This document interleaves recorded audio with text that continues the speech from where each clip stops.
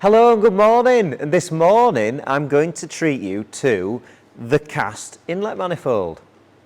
So the cast inlet manifold was a second thought, I suppose. The original was our billet inlet, which had all the nice velocity stacks inside, and we thought people love these, but 1,500, 2 grand, whatever they were, it's a lot of money because there's a lot of machining. So why don't we take that design and make a cast alternative that people can afford? And here it is. This is what we ended up with. This is actually slightly more compact than the billet version, and it fits in pretty much everything. And the beauty of this thing is it can go that way or it can go that way. So if you're running a turbo setup, a charge cooler on top, you're straight in. Or if you're running a regular intercooler system and it's that way, then again, you're straight in. 3-inch inlet, so we've really increased the size of that from the original 2.5-inch, and the plenum volume is larger than the original plenum. Now, a question I get asked all the time is, will this inlet manifold with its shorter runner length reduce the torque of the vehicle? No, we have noted only gains from this setup. The Patrol, when I first assembled that with its top mount intercooler and everything, I was really surprised at the drivability at the bottom end. But that's the billet version, but still the same principle. So no concerns about low-end drivability. If you know anything about 606s, they don't have any low-end drivability anyway, so I wouldn't worry about that. Okay, so next point. If you come round here, this is one of the nice things about it. You get two large pieces, obviously. You get the lid and you get the base, which you can see mounted there. And the base, as you can see, is notched out for the injector pipe. So we've got really nice clearance for that. So they fit on perfectly.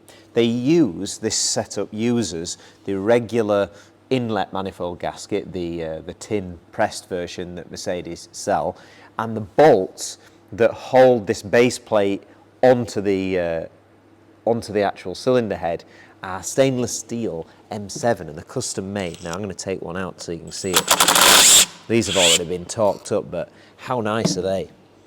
As bolts go, a stainless steel custom made. They're nice them, aren't they? Now, normally when I advertise a product, I will give you a torque spec, but I'm not going to do that today. Because with an M7 bolt, you would probably be wanting to be around the 15 to 18 Newton meters. Now, I have found that with some cylinder heads, because obviously these inlets might have been on and off a few times in the life, that the threads can't stand it. Now, obviously these bolts are nice and long to utilise the majority of the thread, but all I'm saying is, tighten them with caution. I always use copper grease because obviously this is a fixed and not spinning item, and tighten them by hand. Get a bit of a feel on it. You're not wanting to go insane. They really don't need to be over tightened. I would say probably 10 Newton meters would be absolutely fine. The lid bolts, the M6s that go into here, again, hand tight. No need for any magical high spec torque settings or anything like that. The gasket that goes around here, this O-ring, is replaceable and reusable. So you can take this lid off and on and off and on and off. And then if it ever fails, it's a very, very simple, is it a 3 or a 3.5 mil? I can't actually remember. You can't remember either? No. 3.5. Yeah, I think it is 3.5. I want to see somebody sand. I want to see somebody sand this, polish one of them, like they did with the stainless manifolds that we did. That's going to look ace when somebody does that. But yeah, grab yourself a bargain today. Fitment, amazing. Performance, amazing. Ooh, and sound. Have you heard what one of these sounds like with this lid off? It's a pity we can't run them NA. They sound sweet.